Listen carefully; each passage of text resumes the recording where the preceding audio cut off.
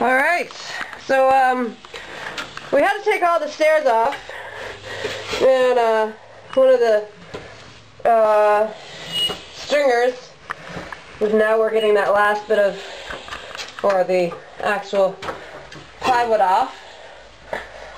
Yeah, the bottom of the stringers are rotted. The bottom of the stringers are all rotted. Obviously you can see the rot right there. It's a pretty bad little nasty area.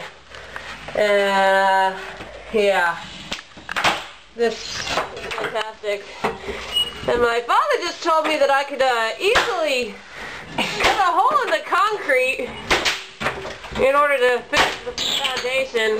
I think I'm going to call the professional on that one. Thank you. Yeah, fixing foundations definitely not for the non-professionals. So that's where we're at. See you later.